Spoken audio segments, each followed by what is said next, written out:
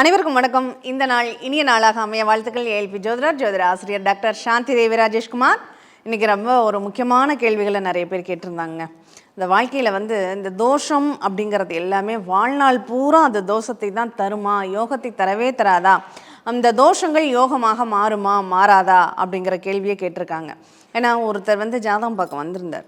அப்போ அவங்க பிறப்பில் இருந்து அவங்களுக்கு இந்த தோஷம் இருக்குது, இந்த தோஷம் இருக்குது, இந்த தோஷம் இருக்குதுன்னு சொல்லி இருக்காங்க எல்லாருமே. சரி, அதுக்கு எத்தனையோ பரிகாரங்கள் அவங்க பண்ணிகிட்ருக்காங்க. ஆனால் அந்த பரிகாரங்களால் ஒன்றும் பலன் கிடைச்ச மாதிரி இல்லை. மாறி ஒரு சில காலகட்டங்கள் நல்லா இருக்குது, அதுக்கப்புறம் திரும்பவும் அவங்களுக்கு டவுன் வருது, மறுபடியும் கொஞ்சம் நல்லா இருக்குது, அப்புறம் மறுபடியும் கொஞ்சம் டவுன் வருது. இந்த மாதிரியான ஒரு ஆசோலேஷன் இருந்துகிட்டே இருந்திருக்கு. அப்போ அவங்க நம்மகிட்ட கேட்கும்போது இதுக்கான காரணம் என்ன அப்படிங்கிறப்போ, இங்கே தான் நம்ம ஏஎல்பி ஜோதிடம் எந்த அளவுக்கு நம்மளுக்கு பதில் சொல்லுது அப்படிங்கிறத ரொம்ப அழகாக புரிஞ்சுக்க முடியுங்க. ஏன்னா ஒரு பிறந்த ஜாதகத்தில் ஒரு கிரகம் ஒரு இடத்துல நின்றதுன்னா, உதாரணத்திற்கு ஒரு பிறப்பு ஜாதகத்தில் லக்னத்தில் ராகு 7 கேது இருந்து ராகு கேது தோஷம் இருக்குது அப்படின்னு ஒருத்தர் சொல்லிடுறாங்க. இன்னும் சில ஜாதகங்களில் என்ன பண்ணுறது, இந்த ராகு கேதுக்குள்ளே இன்க்ளூடிங் லக்னம் நட்சத்திரம் ராசி முதற்கொண்டு எல்லாமே ராகு கேதுக்குள்ளே அடக்கமாயிடுச்சு, அது கால சர்ப்ப தோஷம் ஆயிடுச்சு அப்படின்னு சொல்கிறது உண்டு. அடுத்து இந்த பித்ருக்களுடைய சாபம் இருக்குது, பித்ரு தோஷம் இருக்குது, கன்னி சாபம் இருக்குது, இப்படின்னு நிறைய வகையான ஒரு தோஷங்கள், அஷ்ட தோஷங்கள் அப்படின்னு சொல்லலாம். செவ்வாய் தோஷம், நாகதோஷம், கலத்திர தோஷம், புத்திர தோஷம், தார தோஷம், தேர தோஷம், மாங்கல்ய தோஷம் அப்படின்னு சொல்லக்கூடிய தோஷங்கள் வகைகள் எண்ணிக்கிட்டே போகலாம். அப்படி அந்த தோஷங்கள் எப்போதுமே நமக்கு ஒரு லைஃப் டைமும் பிரச்சனைகளை தந்துக்கிட்டு தான் இருக்குமா, அதுக்கு பரிகாரமே கிடையாது, அதுக்கு தீர்வு என்பதே கிடையாதா அப்படின்னா, இது பிறப்பு லக்னத்தை வச்சு நம்ம அப்படி தான் அவ்வளோதான் புரிஞ்சுக்க முடியும் நம்மளால். ஆனால் நம்மளுடைய ஏஎல்பி லக்னம் வயது மாறுது இல்லையா, நம்ம ஒரு எல்லா காலகட்டங்கள்லேயும் நம்மளுடைய தேவைகள் ஒரே மாதிரி இருக்கிறதில்ல, நம்ம செய்யக்கூடிய தவறுகளும் ஒரே மாதிரி இருக்கிறதில்ல. அதனால் நமக்கு கிடைக்கக்கூடிய தண்டனை மாறிக்கிட்டே இருக்கும் அப்படிங்கிறத முதல்ல நம்ம புரிஞ்சுக்கணும். ஒரு குழந்தை ஒரு தப்பு செய்யுது, ஒரு பொருளை கீழே போட்டு உடஞ்சிருச்சு அப்படின்னா, அந்த பொருளை தான் அது எப்போதுமே கீழே போட்டு உடைக்கும் அப்படிங்கிறது அர்த்தம் இல்லை. இப்போ இன்றைக்கி ஒரு பொருளை கீழே போட்டு உடைச்சிருக்கலாம், நாளைக்கு அடுத்தவங்கள அடிச்சிருக்கலாம், அதுக்கு கொஞ்சம் காலகட்டங்களில் திட்டி இருக்கலாம். இப்படி அவங்களுடைய பொருளாலோ உடலாலோ மனதாலோ அவங்க வருத்தங்களை அனுபவிக்கிறாங்க. அந்த தண்டனைகளினுடைய நிகழ்வுகள் அதே மாதிரி தான் மாறிக்கிட்டே இருக்குது. பண கஷ்டம் அப்படிங்கிறது ஒரு காலகட்டங்களில் ஏற்படுது. இந்த பண கஷ்டம் இல்லைங்கிறப்போ உடல் ஆரோக்கியத்தினால கஷ்டங்கள் அப்படிங்கிறது ஒரு காலகட்டங்களில் ஏற்படுது. இந்த ஆரோக்கியமும் நல்லா இருக்குது அப்படிங்கிறப்போ வேலை இல்லாததுனால கஷ்டங்கள் அப்படிங்கிறது ஏற்படுது. சரிங்க, எனக்கு பணமும் இருக்குது, ஆரோக்கியமும் இருக்குது, வேலையும் இருக்குது, குழந்தை இல்லைங்க, அதனால் கஷ்டங்கள் அப்படிங்கிறது ஏற்படுது. எல்லாமே இருக்குது, குழந்தைகளும் இருக்குது, ஆனால் நிம்மதியே இல்லாமல் இருக்குங்க அப்படிங்கிறதும் உண்டு. அப்போது காலங்கள் மாற மாற நம்மளுடைய தேவைகளும் நம்ம செய்யக்கூடிய செயலினுடைய விளைவுகளும் வேறு வேறையாக தான் இருக்குது. அப்போ அதற்கான தண்டனையை நமக்கு வேறு வேறையாக தான் கிடைக்கும், ஒரே மாதிரி கிடையாது. வாழ்நாள் பூரா நமக்கு தண்டனைங்கிறது ஒரே தண்டனை கிடையாது.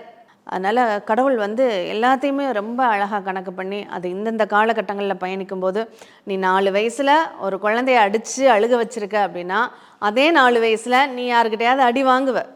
அதே 15 வயசில் நல்லா படிக்கலை, ஸ்கூலில் படிக்கக்கூடிய பையனை அடிச்சுட்ட காயப்படுத்திட்ட அப்படின்னா, அதே 15 வயசில் இந்த காலகட்டங்கள் இந்த ஜென்மாவில் நமக்கு காயங்கள் ஏற்படும். ஒரு 35 வயசில் எனக்கு பிடிச்ச வேலையை நானே வேண்டான்னு ரிசைன் பண்ணிட்டேன்னா, அதே 35 வயசில் எனக்கு வேலை போயிடும். 40 வயதில் நான் மற்றவங்களை துன்புறுத்திட்டேன், அவங்களுடைய சொத்தை நான் அபகரிச்சிட்டேன்னா, அதே 40வது வயசில் தான் நமக்குடைய சொத்து பறிபோகும். இப்படி நமக்கு அந்த செயல்களுடைய நிகழ்வுகள் வயது காலகட்டங்களில் தான் நமக்கு அதிகமாக நடக்கும். ஏன்னா கடவுளை விட கணக்கு அப்படிங்கிறது வேறு யாருக்கிட்டையுமே கிடையாதுங்க. ஏன்னா அந்தளவுக்கு நம்ம செய்யக்கூடிய ஒவ்வொரு செயல்களினுடைய பிரதிபலனையும் அந்த கடவுள் இயல்பாக ரொம்ப அழகாக கணக்கு வச்சு நமக்கு கொடுத்துட்ருக்காரு. அதை தான் நம்ம அனுபவிச்சிட்ருக்கோம். அந்த அனுபவத்தின் விளைவு தான் நமக்கு தண்டனையாகவோ கிஃப்டாகவோ பாராட்டாகவோ மகிழ்ச்சிப்படுத்தக்கூடியதாகவோ நமக்கு மாறிக்கிட்டு இருக்குது அப்படின்னு சொல்லலாம். இன்றைக்கி ஒரு நல்ல செயல் செய்கிறோம் அப்படின்னா, நமக்கு ஒரு மரக்கன்றை வச்சு தண்ணி ஊற்றுறோம். அந்த மரக்கன்று ஒரு 10 வருஷத்துக்கு அப்புறம் நல்லா பறந்து விரிஞ்சு நிறைய பழங்கள் காய்க்குது. அந்த பழங்களை நிறைய ஜீவராசிகள் உட்காந்து அதை நல்லா சாப்பிடுது அப்படின்னா, அது நமக்கு புண்ணியம் இல்லையா? அந்த மரத்தின் நிழலில் நிறைய பேர் இளைப்பாடுறாங்க, அந்த மரத்தில் நிறைய குருவிகள் வாழுது, அதுக்கு உணவும் அந்த மரமே கொடுத்துடுது அப்படின்னா அது புண்ணியம். ஆனால் அந்த குழந்தை அந்த மரக்கண்ணை வச்சது எப்போன்னா அதனுடைய 10வது வயசில். அப்போ அந்த 10 வயசில் அதனுடைய புண்ணியம் அதுக்கு சேர்ந்துருக்குமா அப்படின்னா கிடையாது. அதனுடைய 20வது வயசில் அந்த மரக்கன்று எப்போ வளர்ந்து பலன் தந்திருக்கோ, அந்த மரத்தினால அடுத்தவங்க எப்போ பயனடைஞ்சிருக்காங்களோ அப்போ தான் அந்த வயசு காலகட்டங்கள் தான் இவங்களுக்கு அடுத்த ஜென்மா வரும்போது யோகம் அப்படிங்கிறது கிடைக்கும். அந்த மாதிரி யோகத்துக்கும் பிரச்சனைகளுக்கும் நடுவில் நிறைய அந்த வயது நிகழ்வு அப்படிங்கிறது ஏற்படுதுன்னா அதை அட்சயலக்ன பத்தி ஜோதிடத்தால் ரொம்ப துல்லிதமாக சொல்ல முடியும். அதனால தான் நீங்கள் ஏழ்பி படிச்சிங்க அப்படின்னா உங்களுடைய கஷ்டங்கள் எந்தெந்த காலகட்டங்களில் எந்தெந்த வயதில் நடக்கும், அதை தவிர்ப்பதற்கோ அதை கூட்டுவதற்கோ அதை குறைப்பதற்கோ நமக்கு ஏற்படக்கூடிய நன்மைகளை அதிகப்படுத்துவதற்கும் நமக்கு ஏற்படக்கூடிய துன்பங்களை சுமைகளை குறைப்பதற்கும் உள்ள வழிகள் என்ன அப்படிங்கிறத நம்ம பார்க்க முடியும்.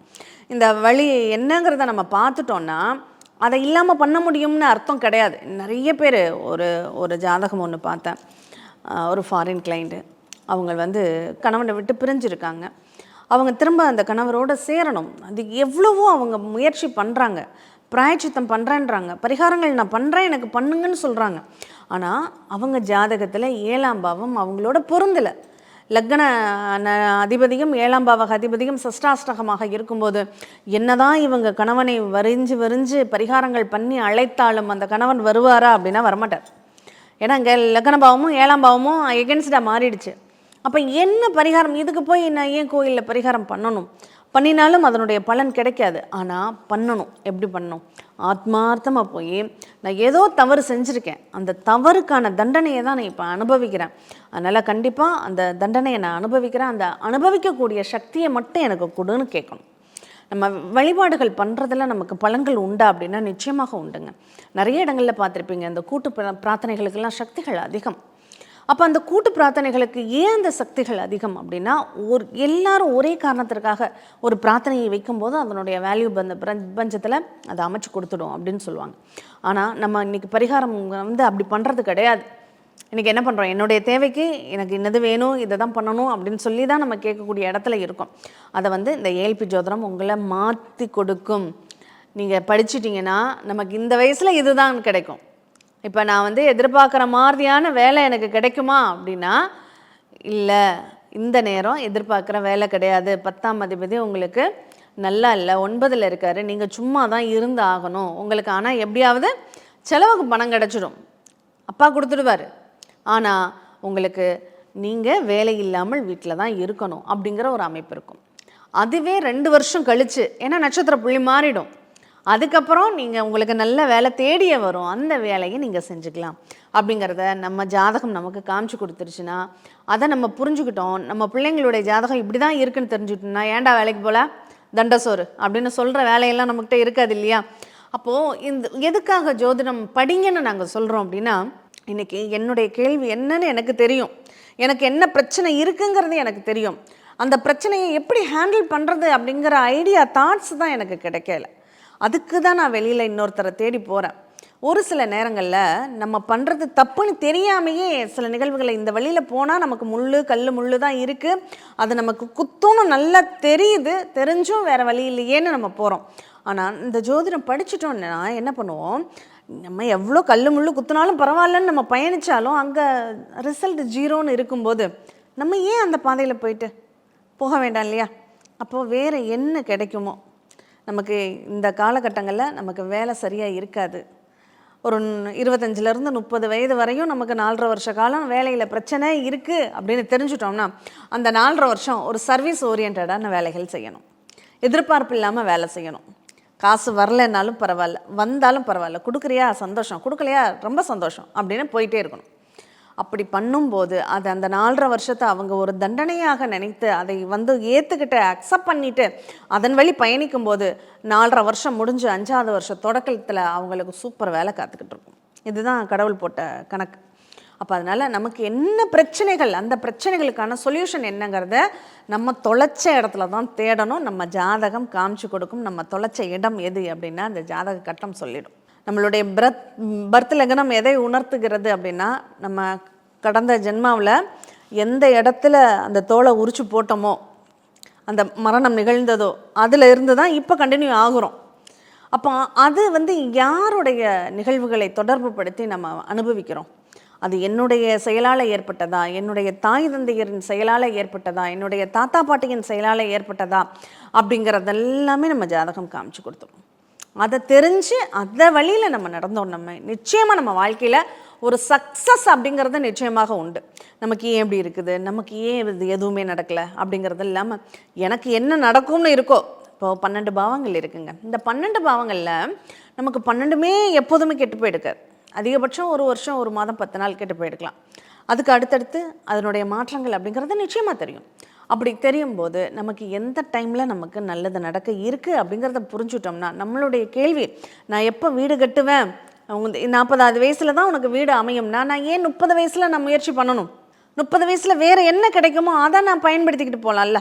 இப்போ 30 வயசில் உங்களுக்கு வேலை நல்லா இருக்குது, காசு கையில் புழங்கும், ஆனால் வீடு மட்டும் உங்களால் வாங்க முடியாது. ஏன்னா எனக்கு பிடிச்ச மாதிரி அமையாது, நான் எது பார்த்தாலும் அது உடனே சேல் ஆகிடும், இந்த மாதிரி இருக்குது, என்ன பண்ணலாம்? அப்போது ஒரு அந்த 10 வருட காலகட்டங்கள் ஃபிக்ஸட் டெபாசிட் மாதிரி இந்த வீட்டுக்காக அப்படின்னு போட்டு வச்சுட்டு 40வது வயசில் நீங்கள் எதிர்பார்த்த வீடு அமையும் போது அந்த டெபாசிட்டை உடச்சி நீங்கள் அந்த வீட்டை வாங்கிடலாம் இல்லையா? அப்போ இந்த மாதிரி ஒவ்வொரு நிகழ்வுகளுக்கு பின்னாடியும் இன்னும் நிறைய பேர் செய்யக்கூடிய ஒரு தவறு என்ன தெரியுமா? இந்த திருமண காலகட்டங்களில் இந்த கேள்வி நிறைய பேர் கேட்குறாங்க. திருமண வயசு தாமதம் ஆயிடுச்சுங்க, ஒரு 38 வயது ஒரு பெண்ணுக்கு, ஆனாலும் திருமணம் ஆகலை அப்படின்னு பெற்றவங்க கேட்கும்போது அந்த பெண் ஜாதகத்தில் 27 வயசுலேயே திருமணத்திற்கான யோகம் வந்துடுச்சு. ஆனால் அவங்க பொண்ணு வேலைக்கு போய்கிட்டு இருக்கு, அவள் வேலைக்கு போதான் ஆசைப்படுறா அப்படின்னு சொல்லிட்டு விட்டுட்டாங்க. அந்த திருமண காலம் முடிஞ்சு போனதுக்கப்புறம் அவங்களுக்கு மறுபடியும் 10 வருஷம் கழித்து தான் அந்த திருமணம் நல்ல அமைப்பில் கூடி வருது. அது வரையும் அவங்க வெயிட் பண்ண வேண்டியதில்லை இல்லையா? இது தெரிஞ்சிருந்தா 27 வயசில் நான் ஏன் அதை அவாய்ட் பண்ணணும்? அதை பயன்படுத்தியிருக்கலாமே. 10 வருஷம் நல்ல ஆரோக்கியமான குழந்தைகள், 10 வருஷத்தில் அந்த குழந்தைகள் வளர்ந்துருக்குமே. இன்றைக்கி அந்த காலத்தில் மாதிரி நம்மளுடைய ஆயுள் பாவம் அப்படிங்கிறது ரொம்ப ஹைஃபையாக இல்லை. அந்த காலத்தில் கண்ணை முடிக்கிட்டு 100 வயசு 90 வயசுன்னு பார்க்க முடிஞ்சது, நம்ம தாத்தா பாட்டிகள்லாம் பார்த்துருக்கோம். ஆனால் இப்போ யாரையாவது அந்த வயசில் பார்த்தா ரொம்ப பெருமையாக இருக்குது, பரவாயில்ல இவ்வளோ வயசு வரையும் இருக்காங்களே அப்படின்னு சந்தோஷப்படுற மாதிரி இருக்குது. ஏன்னா அந்தளவுக்கு இப்போ உள்ள நடைமுறை, இயற்கை சூழ்நிலை மாற்றங்கள், நம்ம செய்த தவறுகள் எல்லாமே சேர்த்து நம்மளை வச்சு செய்யுது அப்படின்னு தான் சொல்லணும். அப்போ இந்த மாதிரி பிரச்சனைகள் நமக்கு வரக்கூடாதுன்னு நம்ம நினைக்கிறோம். நீங்கள் நினைக்கிறீங்க அப்படின்னா கண்டிப்பாக ஏஎல்பி ஜோதிடம் பற்றி தெரிஞ்சுக்கோங்க. உங்கள் வாழ்க்கையில் அடுத்தடுத்த நிகழ்வுகள் எந்த காலகட்டங்களில் எப்படி ஏற்பட போகுது, எனக்கு மேக்ஸ் மட்டும் வரவே மாட்டேங்குது மிஸ் அப்படின்னு சொன்னால் என் பொண்ணு நீட்டு தான் படிக்கணும், அதுக்கு மேக்ஸ் தான் எடுக்கணும்னு புஷ் பண்ணாதீங்க. ஏன்னா அவங்களுக்கு அங்கே அமைப்பு இல்லை. அப்போ சயின்ஸ் நல்லா வருதா, ரிசர்ச் ஓரியன்டாக படிக்க வைங்க. லேப் டெக்னீஷியன் மாதிரி ஏதாவது போய் சொல்லுங்கள், கணக்கு போடாத ஒரு வேலையாக கொடுங்க அப்படின்னு நம்ம ஈஸியாக ஹேண்டில் பண்ண முடியும். அதனால் நம்ம ஜாதகம் அப்படிங்கிறது நம்ம வாழ்க்கையில் உள்ள அத்தனை நிகழ்வுகளும் நமக்கு படம் பிடித்து காமிக்கக்கூடிய ஒரு நிகழ்வு தான். இப்போ நம்ம உள்ளுக்குள்ளே என்ன இருக்குது அப்படின்னு ஒரு எக்ஸ்ரே மிஷினுக்குள்ளே விட்டால் நம்ம பாடியில் என்னென்ன விஷயங்கள் இருக்குதுன்னு தெரிஞ்சிடும் இல்லையா, ஒரு ஸ்கேன் பண்ணினோம்னா.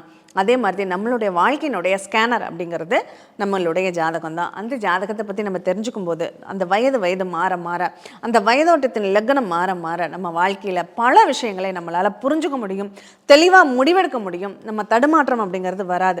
நமக்கு தெரிந்த கேள்விகளுக்கு சுலபமாக உங்களால் 15 நாளில் பலனை எடுக்க முடியுமா அப்படின்னா நிச்சயமாக முடியும். அதனால் ஏஎல்பி ஜோதிட வகுப்பு அப்படிங்கிறது மாதம் நடந்துக்கிட்டு தான் இருக்குது. அந்த வகுப்பில் கலந்துக்கோங்க. உங்கள் வாழ்க்கைக்கு தேவையான ஒரு முடிவுகளை நீங்களே எடுங்க. நம்ம ஒரு குட்டியாக ஒரு கதை ஒன்று, காலத்தில் பயணம் அப்படிங்கிற ஒரு புக்கு பொதுவடி மூர்த்தி சார் எழுதியிருக்காங்க. அந்த புக்கை நீங்கள் படித்தா உங்களுக்கு நிறைய தெரியும். இந்த புக்கில் என்ன இருக்குது அப்படின்னா, ஒரு முடிவு எடுக்கும்போது அது நல்லதாக மாறுறதும் கெட்டதாக மாறுறதும் மற்றவங்களால கிடையாது. கடவுள் அந்த முடிவை எடுக்கக்கூடிய ஒரு திறனை நம்ம கையில் கொடுத்துருக்காரு. அப்போ அது நமக்கு சரியாக இருக்கா, அது தவறாக போகுமா அப்படிங்கிறத பார்த்துக்கக்கூடிய ஒரு தன்மையை இந்த ஜோதிடம் கொடுக்கும். உதாரணத்துக்கு திருமண வாழ்க்கைன்னு எடுத்துக்கோமே. இந்த காதல் திருமணம் பெற்றோர்கள் பார்த்து நிச்சயிக்கக்கூடிய திருமணம், இந்த காதல் திருமணம் எனக்கு சக்ஸஸ் பண்ணுமா அப்படிங்கிறத ஜாதகம் சொல்லிடும்.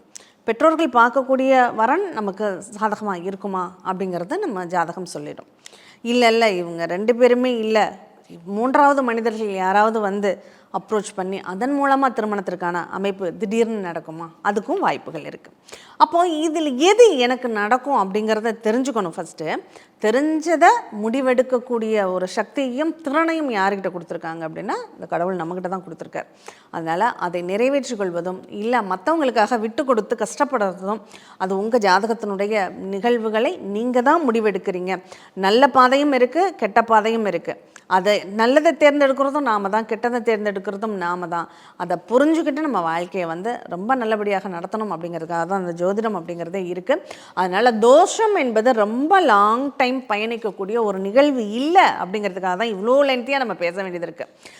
ஒரு லக்னம் இருக்குது அப்படின்னா, பிறப்பு ஜாதகத்தில் 8ல் செவ்வாய் இருக்குன்னா, அந்த 8ஆம் இடத்து செவ்வாய் நமக்கு பிரச்சனைகளை தரும். ஐயோ செவ்வாய் தோஷம் ஆயிடுச்சு. இன்றைக்கி நிறைய பேர் ஒரு பிறந்த ஜாதகத்தில், குழந்தை ஜாதகத்தில் 8ல் செவ்வாய் இருக்குன்னா பயப்படுறாங்க.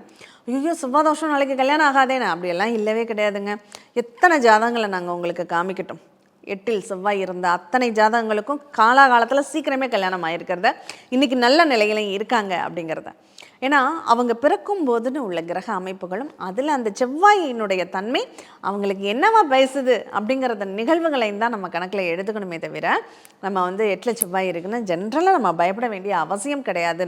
அதுவே லக்னம் மாற மாற மாற அந்த செவ்வாய்ங்கிறது, இன்னும் சொல்லப்போனால் 8ல் செவ்வாய் இருக்குது, அவங்களுடைய பிறப்பு லக்னம் உதாரணத்துக்கு ரிஷப லக்னம்னு வச்சுக்கலாமே. இந்த ரிஷப லக்னத்திற்கு தனுசில் செவ்வாய் இருக்குது அப்படிங்கிறப்போ, இந்த ரிஷபம் முடிஞ்சு மிதுனம் முடிஞ்சு கடகம் வரும்போது இந்த தனுசு அப்படிங்கிறது 6ஆம் இடமாக போயிடும். அப்போ 6ஆம் இடத்துல செவ்வாய் இருந்தால் அது எப்படி தோஷம் ஆகும்? அப்போ அவங்களுக்கு அந்த திருமணத்தில் பிரச்சனைகள் இல்லை. ஆனால் இவங்க என்ன பண்ண, வேறு ஏதாவது கிரகங்கள் அங்கே பிரச்சனையை தரக்கூடியதாக இருக்கும். அதை கவனிக்காமல் இந்த செவ்வாய் தான் பிரச்சனை அப்படின்னு சொல்லும்போது, ஒருத்தங்க தவறு செய்யாமல் ஒருத்தவங்களை குற்றம் சொன்னாக்கா அவங்களுக்கு பிடிக்குமா? பிடிக்காது இல்லையா? யாராவது நம்ம தப்பே செய்யலை, உன் பிரச்சனைக்கு நான் காரணம் இல்லை, உன்னைய நான் திட்டலை, உன்னை நான் எதுவும் பண்ணலை, உனக்கு ஆப்போசிட்டாக எந்த செயல்களும் நான் செய்யலை, ஆனால் நீ ஏன் என்னைய குறை சொல்கிற அப்படின்னு அந்த கிரகங்கள் கோச்சுக்கும். அப்புறம் அந்த கிரகங்கள் நல்லது பண்ணக்கூடிய இடத்துல கூட உங்களுக்கு நல்லது பண்ணாது. நீ என்னை திட்டினி இல்லை, நம்மளே சொல்லுவோம் இல்லையா, நம்ம தப்பு செய்யாமல் என்னை திட்டினா இரு என் டைம் வரட்டும், உன்னை வச்சு செய்கிறேன் அந்த மாதிரி. அதனால் தயவு செஞ்சு எந்த ஒரு தனி கிரகத்தையும் அதுதான் எனக்கு வாழ்நாள் பூரா பிரச்சனை அப்படின்னு தயவு செஞ்சு சொல்லாதீங்க. அப்படி எதுவுமே கிடையாது. அது மாறிக்கிட்டே தான் இருக்கும். ஒரு கிரகம் மட்டும் உங்களுக்கு பிரச்சனைகளை தராது. அந்த லக்னம் மாற மாற கிரகங்களுடைய நிகழ்வுகள் மாறிக்கிட்டே இருக்கும். அந்த கிரகங்களுடைய குணங்கள் மாறிக்கிட்டே இருக்கும். அதுதான் நமக்கு பிரச்சனைக்குரிய நிகழ்வாக அமையுமே தவிர, ஒரே ஒரு கிரகம் மட்டுமே வாழ்நாள் பூரா நமக்கு பிரச்சனையாக இருக்காது அப்படிங்கிறத புரிஞ்சுக்கோங்க. மீண்டும் இனியதொரு நிகழ்வில் சந்திப்போம். நன்றி, வணக்கம்.